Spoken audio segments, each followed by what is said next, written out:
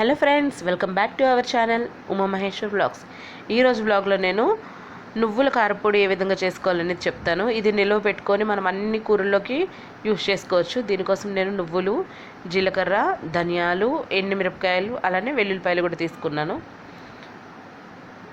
ఇప్పుడు స్టవ్ మీద non stick pan పెట్టుకొని అందులో ధనియాలు, జీలకర్ర, వెల్లుల్లిపాయలు, ఎండుమిరపకాయలు యాడ్ చేసుకొని వీటిని దోరగా వేయించుకోవాలి. ఈ పొడి ఒక్కసారి స్టోర్ చేసి పెట్టుకుంటే మనకి నెల రోజుల పాటు నిలువ ఉంటుంది. ప్రతి వెజిటేబుల్స్ కర్రీ చేసినా, మనము నాన్ వెజ్ కర్రీ చేసినా ఈ పొడి అనేది యాడ్ చేస్తే దాని టేస్ట్ ఇంకా రెట్టింపు అవుతుంది.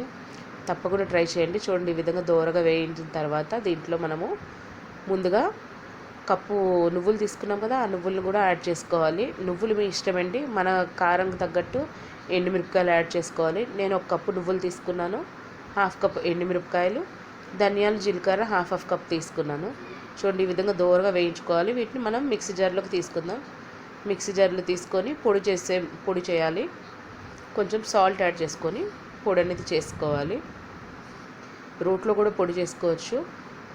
చూడండి, కొంచెం సాల్ట్ యాడ్ చేస్తున్నాను. మన టేస్ట్ తగ్గట్టు సాల్ట్ యాడ్ చేసుకుంటే నిలువ ఉంటుంది. ఈ విధంగా పొడి చేసుకోవాలి. మిక్సీలో నేను పొడి చేశాను. చూడండి, ఇలా బరకగా ఉండాలి. బరకగా ఉంటే టేస్ట్ చాలా బాగుంటుంది. మన వేడివేడి అన్నంలో నెయ్యి వేసుకొని పొడి వేసుకొని తింటే అబ్బా సూపర్ ఉంటుంది. తప్పకుండా ట్రై చేయండి. ఈ పొడి ఈ విధంగా చేసుకొని పెట్టుకుంటే మనము ఏ కూర వండినా, ఏ ఫ్రై వండినా కూడా అందులో ఒక స్పూన్ అనేది యాడ్ చేసుకుంటే టేస్ట్ ఇంకా డబుల్ అవుతుంది. చాలా బాగుంటుంది.